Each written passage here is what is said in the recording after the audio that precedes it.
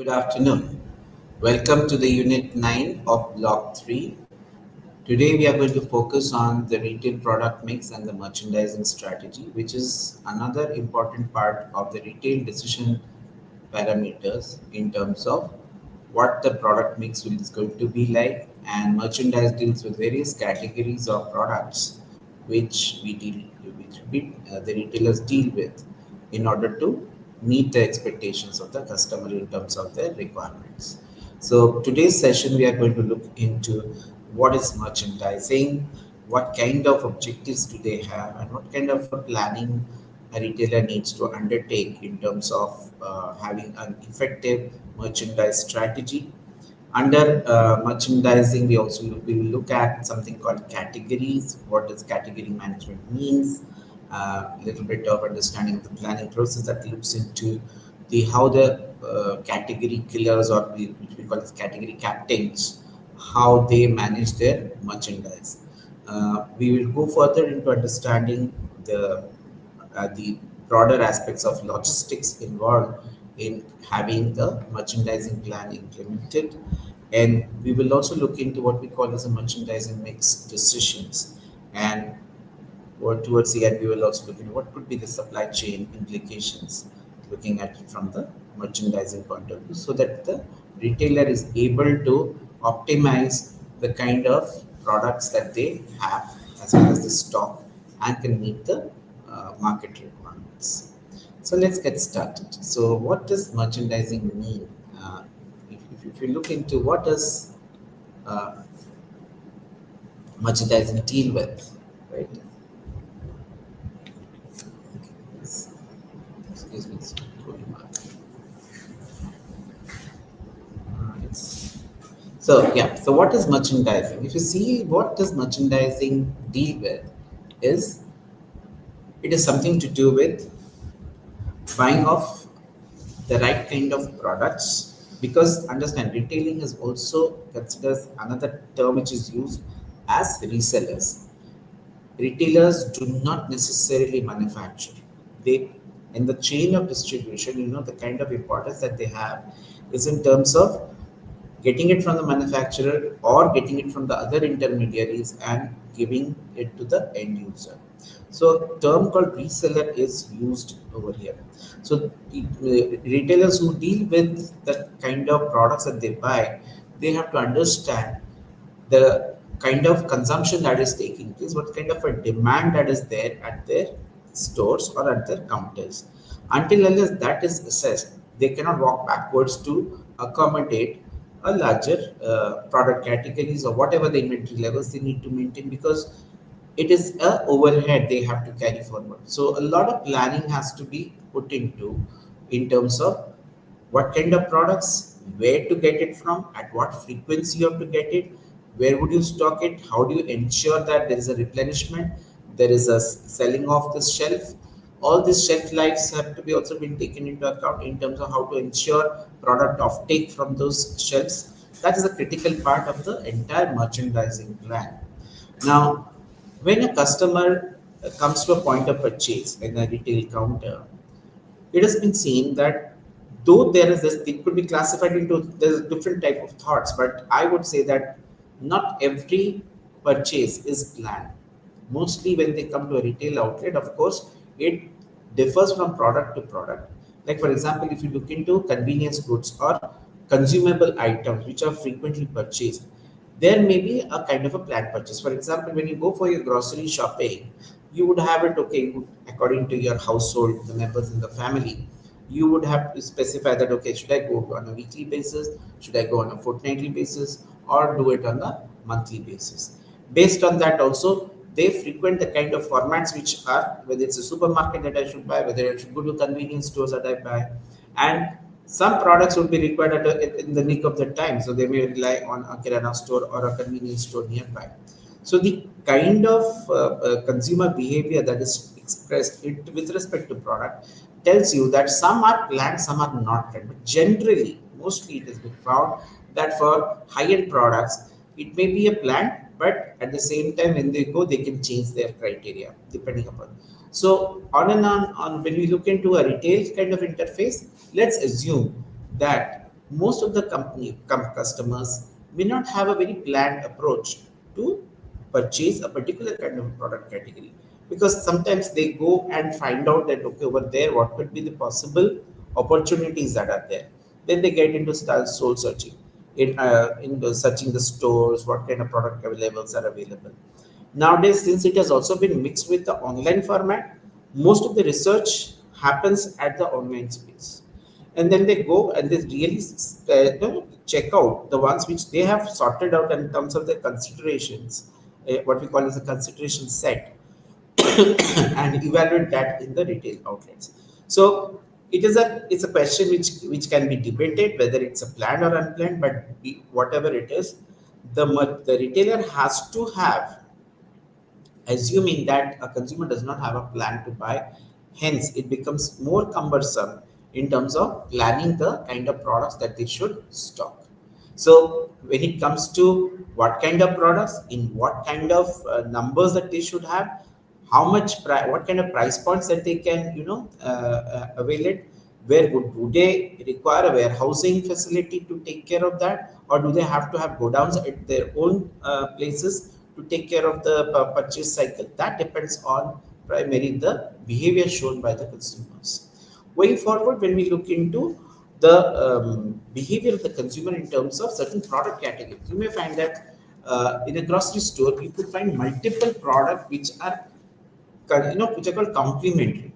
Suppose I'm going for a grocery item, I would also like to buy something on cakes and other things. So it's not necessarily that the retailer would be, having any one particular kind of product category. So that the retailer has to understand that from that catchment area, what kind of products are actually being demanded by the customers. So based on that, the retailer can do something called cross merchandising. What they do, they get into products which are complementary to each other. For example, stationery products. You could not only look into, let's say, talcum powder or vanishing creams or shaving cream or whatever it is, but you get into those complementaries like perfumes, and they can be added on to the merchandise because the target segment is the same, but their needs can be sensitized, or some kind of an impulse purchase can be triggered when they look into the display.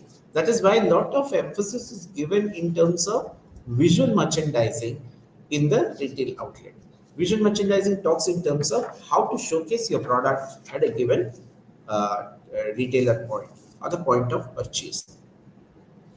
Another thing which you must understand is, if that is what is merchandising, how important is that particular function, because it has a direct impact in terms of the store profitability. On one hand, the retailer has to cater to every customer. The fundamental thing is that no customer should go empty handed from the retail outlet. That's the bottom line for any retailer. Now, if that is the kind of objective a retailer should have, that every customer has to be attended to in terms of their needs, now walk backwards. How will you understand that those needs? How will you ensure that those kind of products are available in sufficient quantities, if not more, but you have to optimize it so that you don't get into a stock out situation, or neither you are in an overstocking situation, which means overstocking means you are investing your money which is getting caught into kind of a sunk cost which does not sell off the shelf, or if you are going less, then you are found wanting. So accordingly, you will have to plan out your sourcing your products or buying your products from the other sources where you're getting it from, which means procurements have to be properly aligned. If you're dealing with food products and packaged foods, the kind of regularity that you need to go for merchandising plan is immense. So whether it is in the mainline merchandise or cross merchandising, and cross merchandising is often preferred by retailers because they cater to a larger customer needs and they can encourage more footfalls looking into the complementary products. So they would get into, this is a very common thing that okay, today if you go to an apparel store, you will find handbags, purses, socks, belts. They are also getting into those kind of products to be stocked in those outlets. Why? Because it is something complementary to the need factor of the customer. So obviously, such kind of outlets would get into what we call, in technical terms, cross merchandising. Going forward, what is the objective behind having a merchandising plan?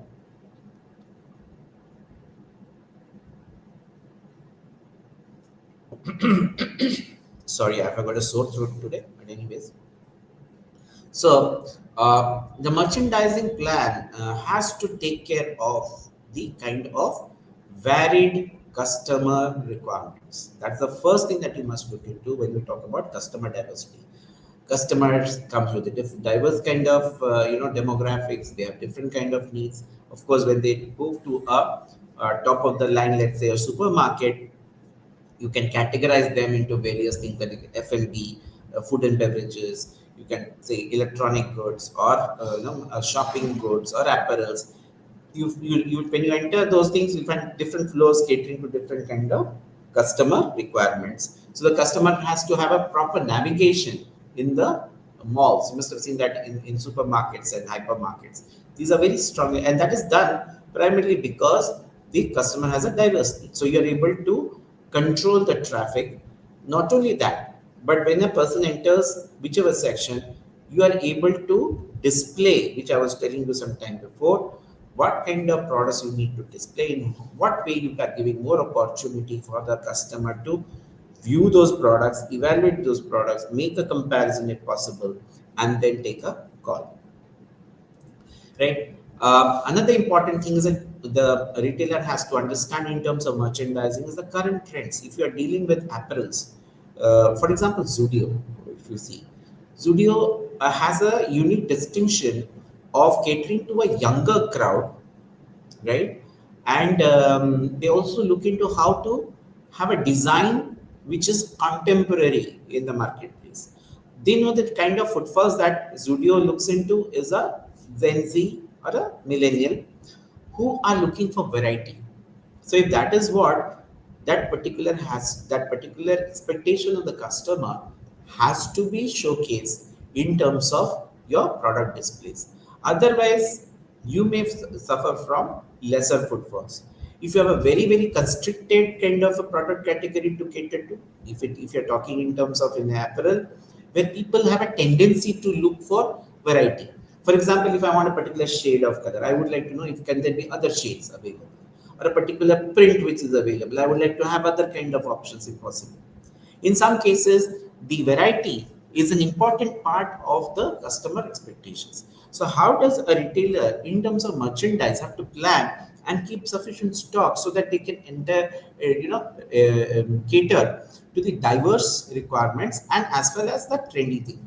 So, if you have, I gave an example of Zudio because Zudio has been able to look into the current parameters in terms of fashion, and they've been able to give designed apparels at an affordable price because they know the kind of target audience which they cater to. They have something on the price sensitivity part, so they are very sensitive to the pricing. So they keep that in mind while you are curating the products. Another important thing, we are talking about location dynamics yesterday. Very critical. If you see, very interestingly, Zudio tries to open up in those stores which is mostly frequented by these target customers. So they would not open up at any place. They could open up in front of, let's say, closer to an educational institution, right? So it's an observation which you need to understand in order to encourage more footfalls in those kind of places.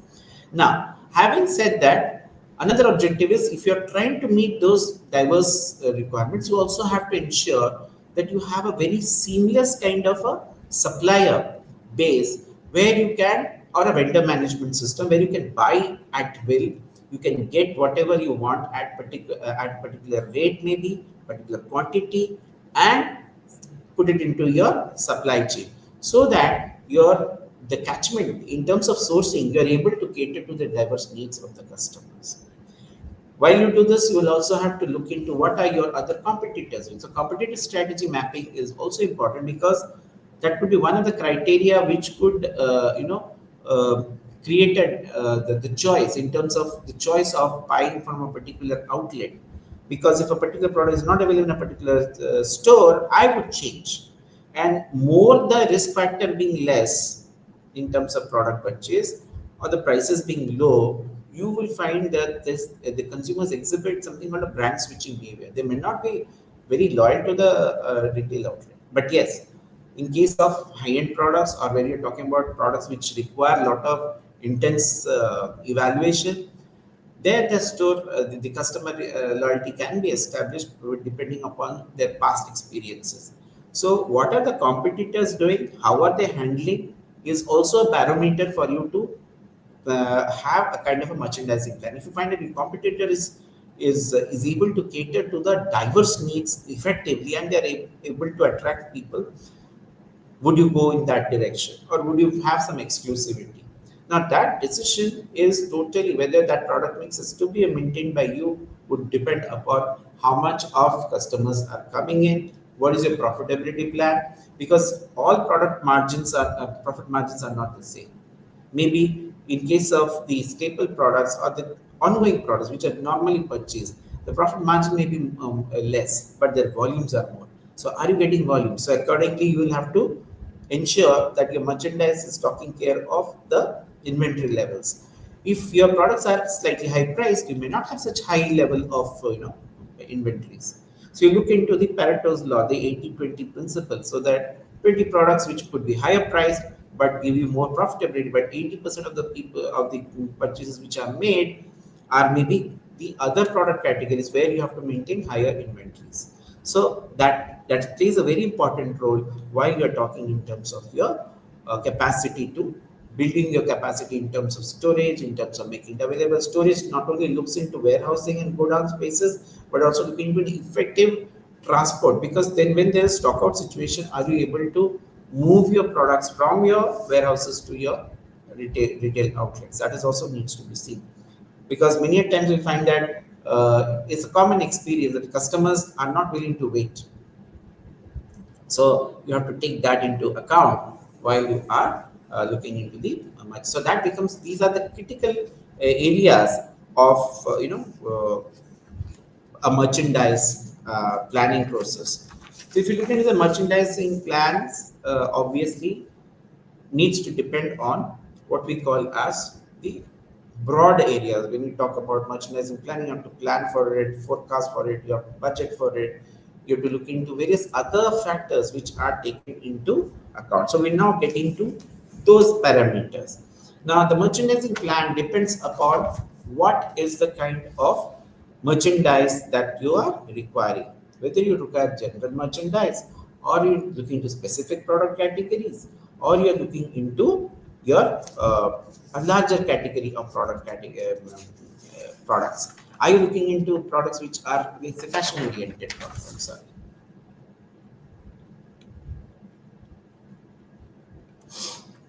Yeah. So somewhere down the line, you have to look into your projections for the future. That in the X amount of month, what kind of, or you have to completely chalk out a plan in terms of a complete year.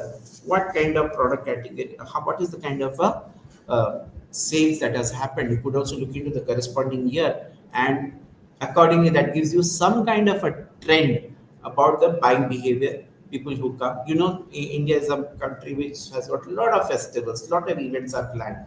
So during those events, and when there is a market is buoyant or where the consumers are ready to spend high, so during those months, what kind of inventories you need to maintain? Do you have to? You must have seen that we also look into sales discount sale planning, for example. In the coming months, when in the monsoon season, you'll find a lot of sales happening of the retail counters to sell the old goods, because they want to ensure that the merchandise which they have purchased, they give a lot of discounts and ensure that the products are sold out. And many customers also wait for that particular thing to happen. Going forward, they have new products, new designs, new things coming up to, so they have to buy stocks there. Understand, for a retailer, they have to rotate that money. That rotation of the money is dependent on the major in terms of the consumption cycle. So the consumer consumption cycle, which is basically a demand that you are talking about, percolates down to sales. So if that sales is happening, then only you should be able to get the ROI. So if that is so, you have to plan your kind of merchandise or the products that you are showcasing on the patterns that are being shown. Sometimes, yes, predictions can go all right. For example, during the COVID times, even if you had merchandise, there were people stopped coming. So sometimes that can impact. So or some kind of natural calamity that holds good. So sometimes even your forecast can go all right, but the point is one has to be prepared for a plan B action. If this does not happen, what do I do with that thing? So how much merchandise should I keep so that I can effectively meet the requirements of the customers, right? I'm sorry.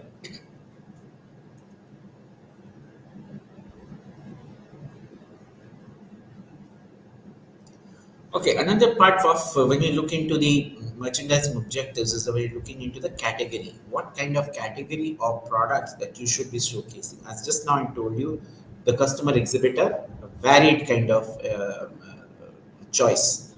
Whether it's let's say shirts, you're buying shirts or you're buying apparels.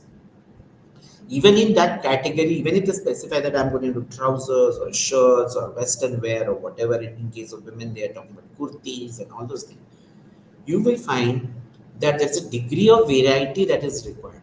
You must have seen very classic thing of when you are browsing online, right? On let's say on Mintra, the moment you put your keywords, okay, I want let's say formal clothes for men or formal clothes for women, as the case may be, for boys, girls, you can categorize them.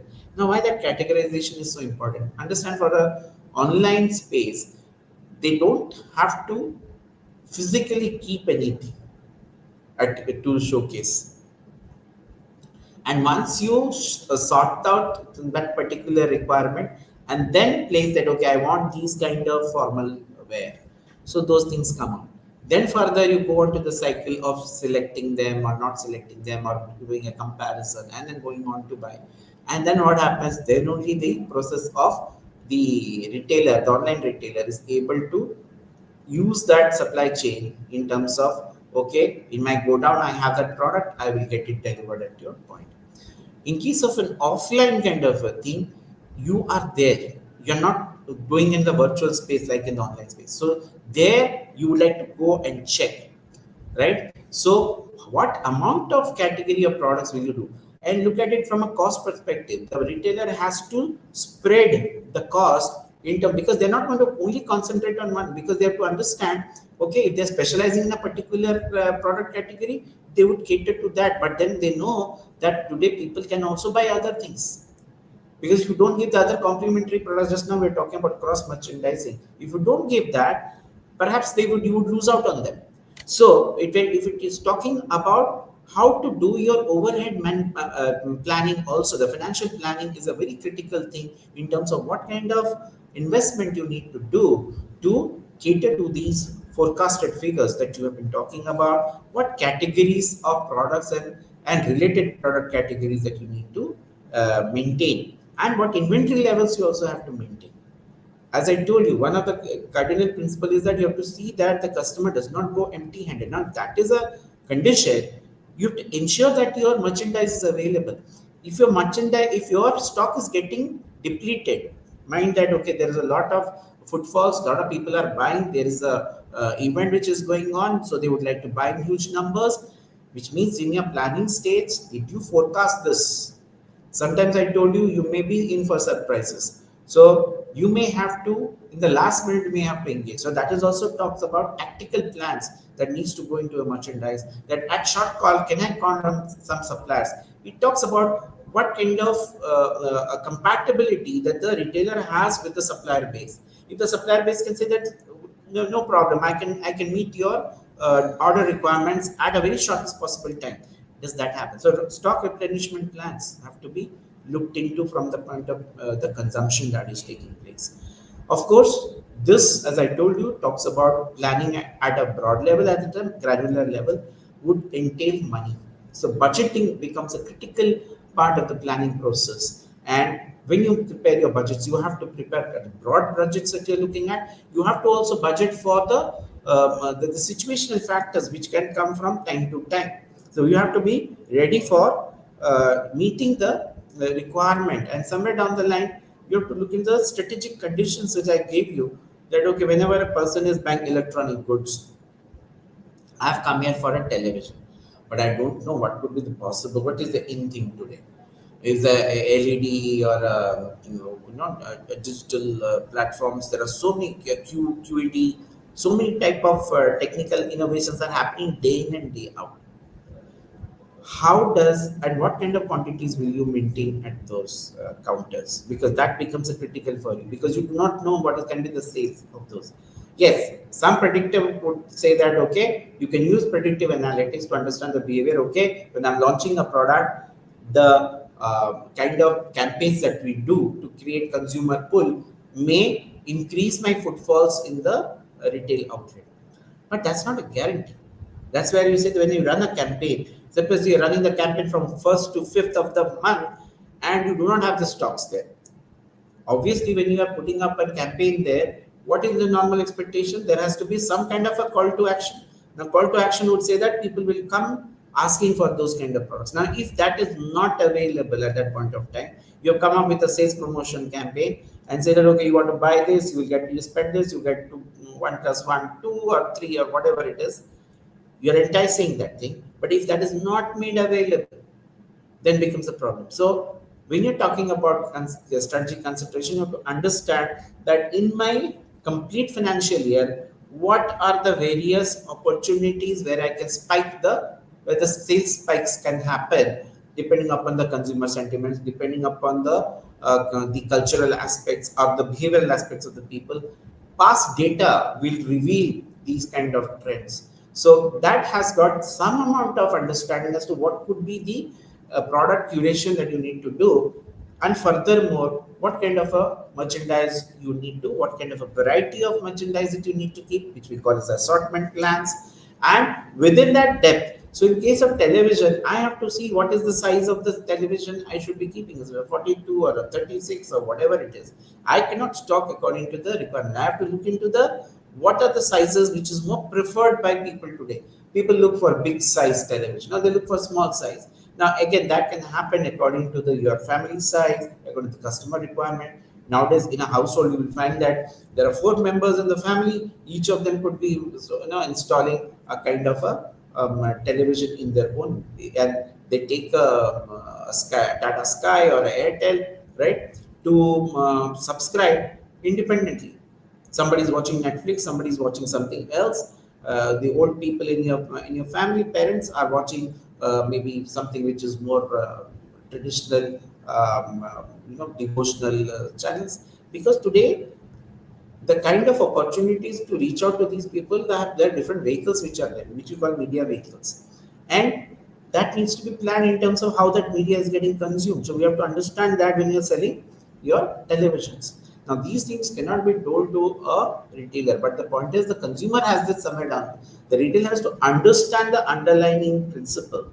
So, as I told you, manpower's training is a very critical thing, because the retailer is the only point where you get an opportunity to talk to the customer one to one, and that is the biggest opportunity for any marketer. That is why they're paying so much of attention, so much of training, so much of implication in terms of pushing the product to the customer. I have not said pushing, but yes, at least making the customers aware, and then if that gets accepted, it leads to a better conversion. So, if the key factor in merchandising plan is to blend the variety of products according to the customer variety, and keeping up stocks, that's what we call in terms of assortment, the range that we are talking about, variety of customer requirements. According to that, according to, you have to stock the products, but you also need to have backup stocks, because as I told you, different time of the year, different kind of consumption patterns are exhibited by the customers. So their merchandising plan has to take care of these kind of parameters. I've already talked about the categories.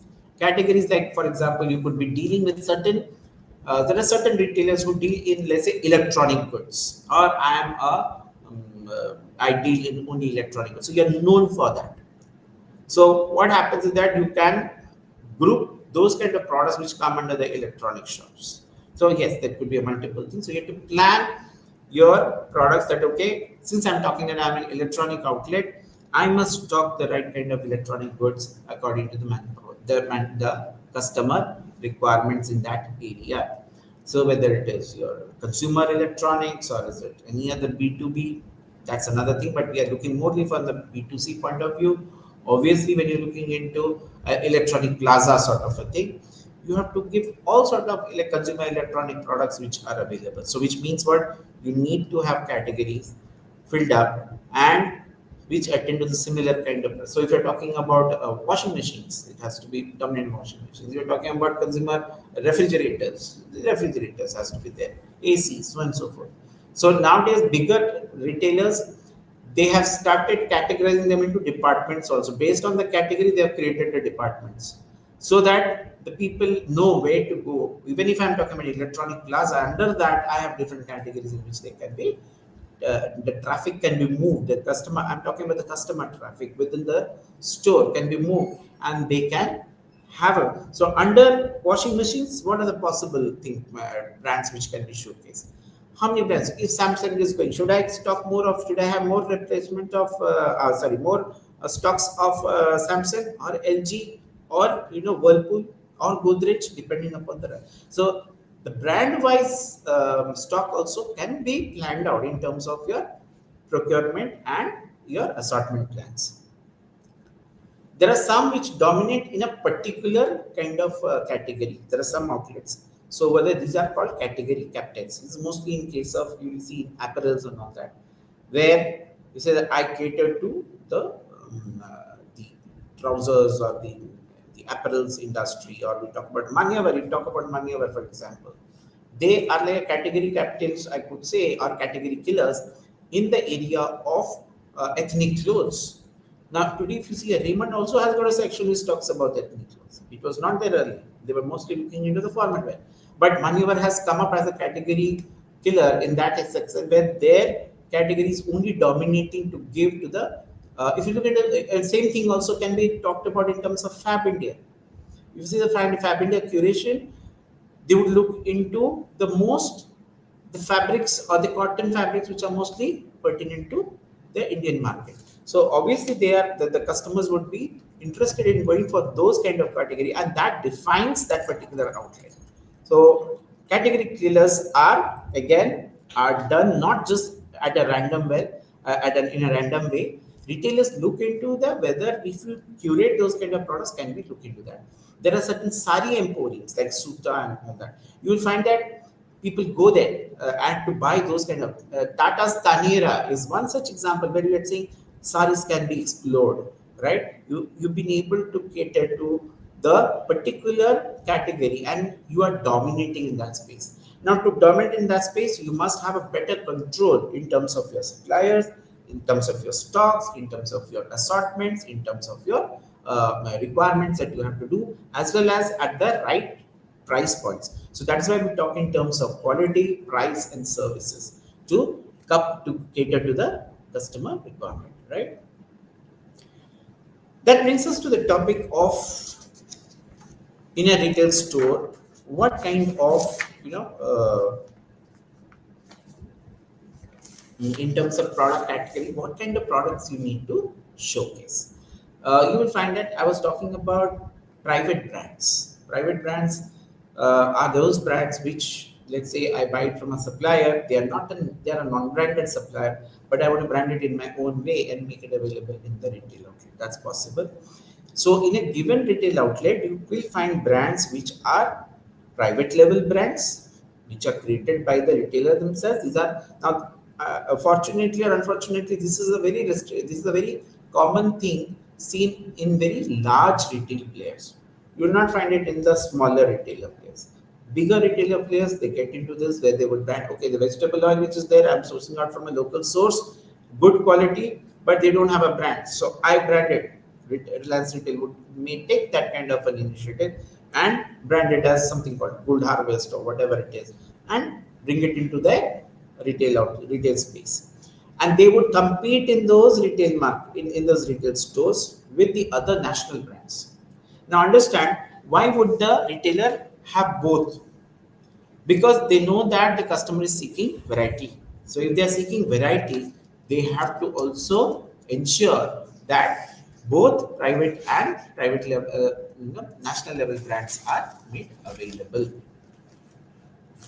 Let's look into few things. So we need to balance it out in terms of our presence in terms of both private level brands and national level brands, right? Now let's look into the merchandising inventories, right? I would get into a little bit on the inventory part, because you have to understand the inventory planning is also very critical to talk in terms of merchandising, because uh, what kind of range of products you want to give. It's always based on the calculation that if I have to maintain certain variety of products or assortment of products, what is the amount that I have to spend? Then it comes in terms of what kind of inventory that I need to maintain and how much sales is taking out from that place. So you have to go down to a sales to stock ratio, which could be a metric which you can calculate from. Let's say one of the ways in which you can talk about sales to stock ratio is net sales by average, as of inventory. So you are having certain inventory, you can have that what kind of inventory have, what kind of cost you have invested, and what is the sales that is taken. That gives a ratio of how much of your sales to stock ratio can be met. This is a good metric or a good indicator of, according to the sales, what is the inventory level that is you have invested in your inventory. It also gives an idea that is that makes mandatory that I should be maintaining particular inventories. Should my cost be, as I told you, it's a question of financially rationalizing your investment into what kind of merchandise you need to have. Because if things don't sell, then that particular product becomes a dead stock. If that becomes a dead stock, it is a investment which is going down. It's a sunk cost. So the retailer is very much aware of these kind of risks that are involved if a product does not sell from your shelf. So one has to look into not only stocking the right kind of inventory method, but also look into the variety part. So the inventory, when you talk about inventory planning, assortment planning, the different types of products that you need to do. Category wise, that's fine, but there are different variants also. So that range is something which people look forward to. So how do you plan out in terms of, we call it the merchandising mix parameters, where you look into the length of the assortment and the breadth of the assortment.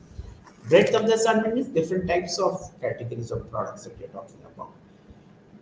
The depth could be like within, let's say you're talking about electronic goods, washing machines which has got 10 kg capacity, 5 kg capacity, or whatever it is. So you're grading them. So that gives you a depth. Every person would like to stock all kind of products, but then it is not possible. It's not possible. So they would look into which is the most demanded size of washing machine in terms of capacity.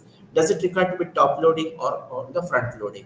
Which is in demand today? Which is being talked about in the marketplace? What kind of marketing communication is happening? So accordingly, those products are stocked in those outlets, right? So the merchandise quality, the kind of assortment would depend primarily as a parameter for what kind of merchandise you would like to showcase in a given store. Quality of store or impacts your store branding also. What kind of product? It's a very common thing. You must have seen your friends saying, "Oh, you go to that place, you'll get good quality of products." Now, how's that happens? That happens primarily when the retailer is able to maintain good merchandise at the right kind of quality, and of course, looking into the price sensitivity of what they are stocking. If they are catering to a very high-end market, people who are not price sensitive, in that case, they know they can play with the higher price, and because that is what is the expectation, and the way they would position that store would be very different from another store which is looking into the mass market, right? Where people would be more price sensitive, they would be looking into a moderate quality, may not be quality, may not be given that kind of a weightage. compared to a high-end store. But if you are buying something from a high-end store and things don't work out, it can be very devastating for the store, because in terms of acceptance, the store could suffer from a negative store image. And when that happens, your nowadays, everything can be easily put onto the social media. Nowadays, for everything, people, what we call as the social capital of any person, is very very well explained in the way the media is used to create both positive experiences as well as negative experiences. But when we say that, you must understand that negative experiences carry more, are more devastating, and they are more impactful compared to the happy things. Very common research which has been carried out of 10 people, if you are happy with something, would you share it with, out of 10 people, how many people would you share it with? It's a common question which is asked to anybody. They will say, okay, if I'm happy, I'll share it with, let's say, 5 or a 6 or 4. But if you're unhappy about something, you would tell that perhaps to all 10 in 10. And today, with the digital media, or this what we call as social media, is being so active, merchants have to be, retailers have to be very clear about. They may go and shoot out in, okay, I'm shooting there, I'm buying this, see how what they are doing. It can impact in terms, if you are giving very shoddy treatment or not, you're talking something and you're giving something else, or they're finding that the quality standards of these products are not as per their requirement. It becomes very difficult to come out of that kind of a story, and that impacts the market. It can also impact the customer footfalls. It can also impact the trustworthiness of that store. And warm factor, in terms of warm factor, word of mouth also can be very very dangerous for such kind of things. So one has to be looking into the quality aspects, which is very critical part of the merchandising, because once the quality part is compromised, then you had it. When it becomes really difficult to hold on to your customers, customer retention becomes, and nowadays, across different product categories, customer retention strategies, you have to keep on evolving ways and means to satisfy customers. No one says that, okay, customer delight. We talk about customer delight, but that delight is not going to come in by doing some standard procedures, which perhaps is comparable to what your competitor retailer is doing. If we're talking about, okay, somebody is walking into my, then I'm taking care of the child. Fine, fair enough. But that can be easily copied. In case of retailing, it's a very common thing. If you walk into a jewelry shop, they would say they'll give you coffee or water, or they'll take care of your kid, or they will have some kind of avenues which can make you feel good. But does that guarantee satisfaction? No, it will not, because end of the day, what we require is that whether that particular customer's need is getting satisfied. If the need is that, if quality is one of the quality products in on that, whatever you may do, until unless you give that in case of services also. You walk into a hotel or a restaurant, they promise a lot of things, that we give very quality food, and if the food happens to be, let's say, on that particular day, the food goes bad, but the image with which you came in as a customer is very high, but your experiences was not as per the reference standards of quality, then what happens? Problem happens. You must have seen in case of restaurants, they say that, okay, fine, we will give you another thing free. We will not bill you for that. So you have to come up with those kind of things. So it becomes difficult thing to handle. In case of services, consistency in products, in services, is also very very important. Understand, everybody who cooks that food on that particular day, maybe the chef has got a bad bad temperament, but this outlet requires that kind of a output. Can you standardize it? Now those are areas of complications, but then that's where the people, in terms of using, for example, in a hotel, using the right kind of ingredients for preparing the things, that's one of the major criteria of quality. The quality of food depends on the ingredients that you put in, how you make it, is it tasty or not, all those kind of things can come for. But first of all, the quality of your raw materials which you're using. If you're using refrigerated stuff which has been stocked for a longer period of time, obviously it can impact. So it has happened many a time. Many people do not are unable to differentiate. So that can play an important role. Going forward, what is a other thing is price points. Another important parameter which we talk in terms of is for the quality that you get, what kind of the price that person is paying. So the customers always looks into we call value for money.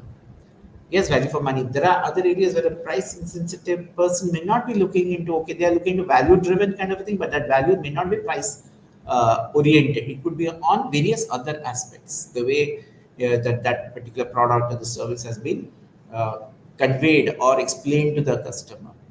But yes, when you do that, you have to ensure that it is giving them. Okay, next we move into what we call as the merchandising mix.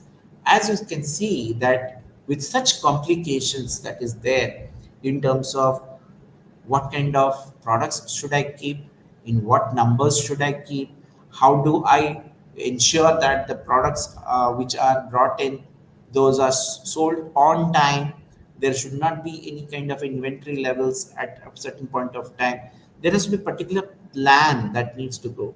Now such thing comes about when you talk about these kind of things, you are talking about a combination of your product variety, assortments, price points to meet your market demands to maximize sales. Now, to do that, whatever the factors that are to be taken into account, you have to look into those kind of factors, and those factors are could be by budgets, pace, the turnover, the replenishment schedules. Replenishment means various how soon should the product be replenished once the stocks are over, are sold out from the shelf. How you bring that back in, right? And how to ensure that your product which is not moving in the marketplace, what do you do with that, with a dead stock, right? It talks about a very holistic understanding of your market. It stems from right from the word the go, where we are talking in terms of the need assessment and what kind of products does it entail, what kind of demand are you catering to. Is it a fluctuating demand, is it an ongoing, is it a steady demand, or you're looking to once in a while that there's a spurt.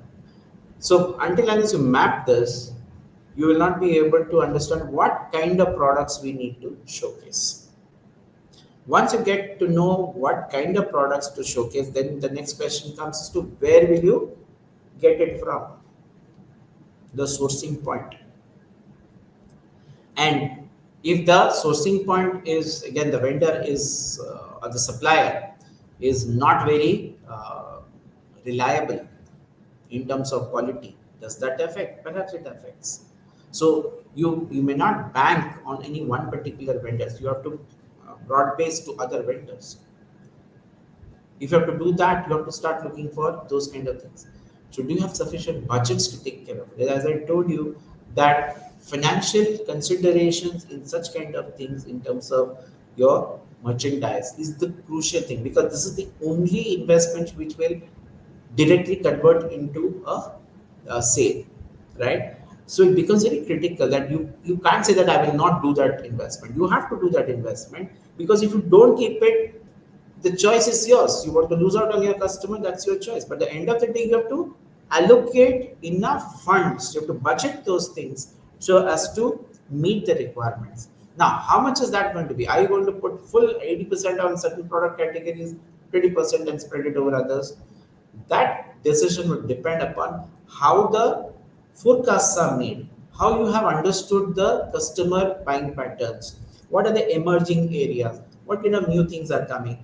If you are dealing with products which talks about novelty, which talks about innovation. For example, if you're dealing with if you're a retailer of smartphones, smartphones, you must have seen every 2 months or 3 months there is a change. And with it's a highly competitive market. Yes, on the high end market, there could be few players, but they have their own ball game to play.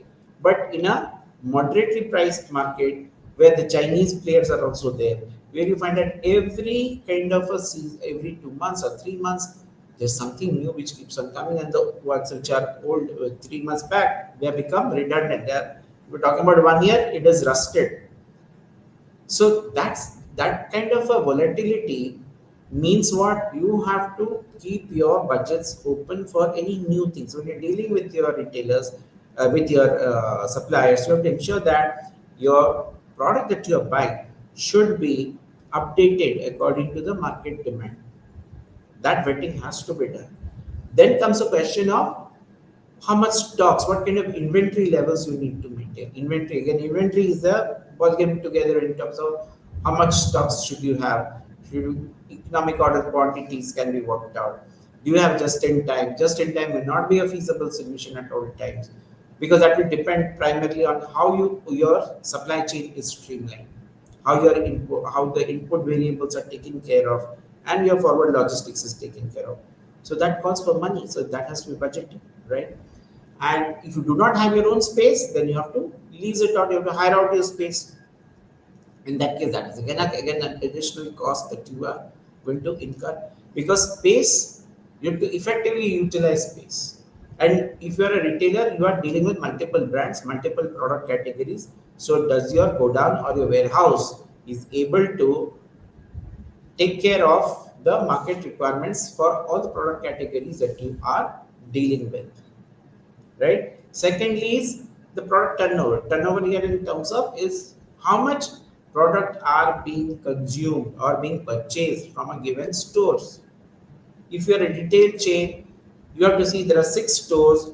All products may not be sold out from each of those stores in a typical fashion. So you have to identify what kind of SKUs are moving in what markets, and what are the additional SKUs that you need to maintain. SKUs is stock keeping unit, right? So you have to maintain so as to replenish those stores from time to time. The frequency of replenishment schedules also has a cost factor attached to it, right? Care has to be taken that you should not overstock things, neither understock, which I was talking about. If it's a stock out situation and you have a customer query coming in and you're unable to cater to that market, to that demand, then what happens? You fall short of the expectation of the customers. Perhaps you miss out on that opportunity. So neither should you have a, so again, when we look into what kind of inventory levels, what kind of warehousing facilities, that's why supply chain, in case of merchandising plan, play a very, very important role, right? Another thing which you will find that during certain times, there could be old stock, which is called a dead stock, which are not selling in the marketplace. Idea is to have zero inventory in dead stock. There should not be any inventory in dead stocks. But sometimes you can never say. So what do? You may go in for a annual sale drive, leave it at a rock bottom price and sell it off. See to it that that's taken care of.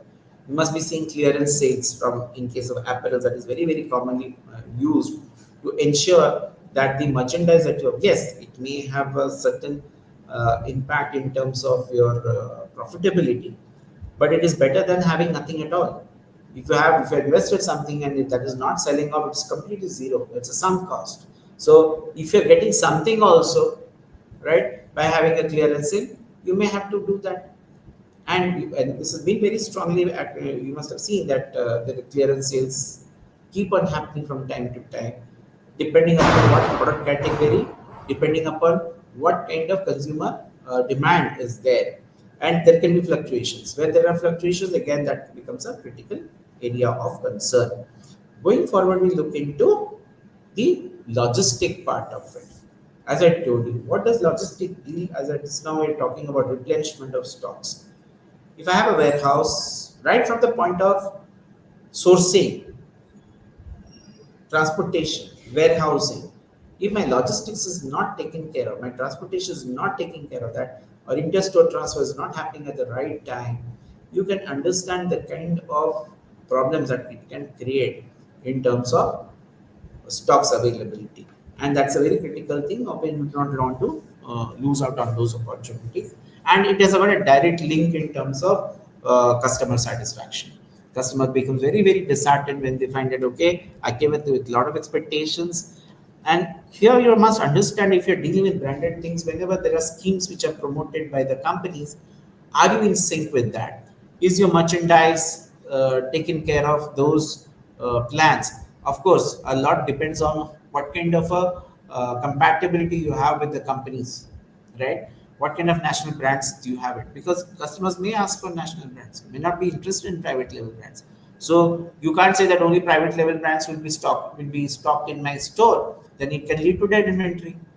So you have to be very careful. That's why I told you, when we talked about private and national level brands, there has to be certain balance. Now it can vary according to the market condition in the given location where your retail outlets are. So that needs to be maintained in terms of, so that your logistics is taken care of in terms of the requirements. You are able to make the stock available at a given point of time and meet the customer requirements.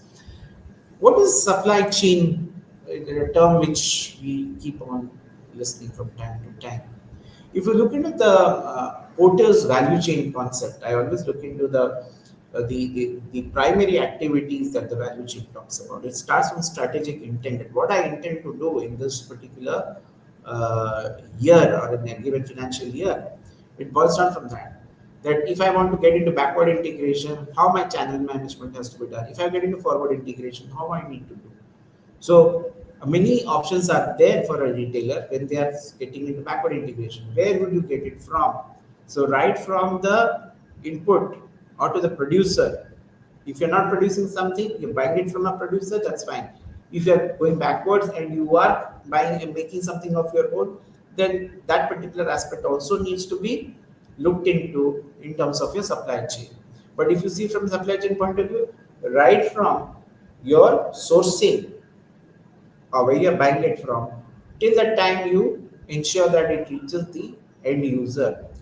All the people that are involved, all the intermediaries that are involved, all the companies which are involved, firms, big, small, whatever it is, they are all part of the supply chain. It could be a transporter, it could be a warehouser, it could be a manufacturer, it could be a vendor who is giving you raw materials to manufacture. If you are getting into manufacturing that, where you're getting your ingredients from, where your vendor management is doing, where are your factories located, and then from factories to your point of consumption, warehouses are there, transportation has to be involved. All these things can be covered under supply chain. Primarily, the supply chain, the objective of a supply chain is to ensure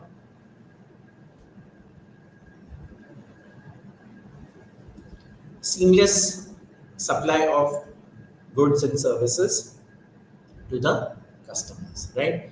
Now, in retailers, they may not have a control over all these things, but they have to deal with all these members in the supply chain as they move to providing those products to the customers. So they have to plan it out. When we look into management functions, the supply chain also, like any management function, has to plan for that. There has to be sufficient amount of, in small cases you may have a merchandise manager who would handle these procurements and looking into your entire logistics requirement of the of your products and services. In bigger places, they employ professional merchandise managers or procurement managers who would look into deal with all these people in the supply chain, right from your sourcing to production to your out to forward logistics to the consumer. So retailers have to engage with all these things. They can of course get into those kind of activities of their own, but then that requires big pocket, cash heavy people who can dwell into those kind of activities. For bigger retailers, they can get into it, but for small retailers, they may not be able to do that. So they have to depend on it. But like any management parameter, it involves a planning process. It has a kind of a controlling mechanism, how you organize your merchandise according to the market requirements, in what quantities you have to maintain, where would you do that, how much time, and obviously you have to look into some kind of an optimization parameter so that the merchandise optimization helps you to bring down your cost at the same time meet the requirements. So a lot of things has happened in terms of analytics, in terms of applying it to the supply chain management, so that according to the market demand, you are able to source out products on time, or buying from a product the producers, and ensuring that you are able to maintain inventory levels, you are able to cater to the diverse needs or the assortment that we talk about at right price points. Otherwise, sometimes you may miss out on the opportunity and you may be paying heavily, right? And maintain the right kind of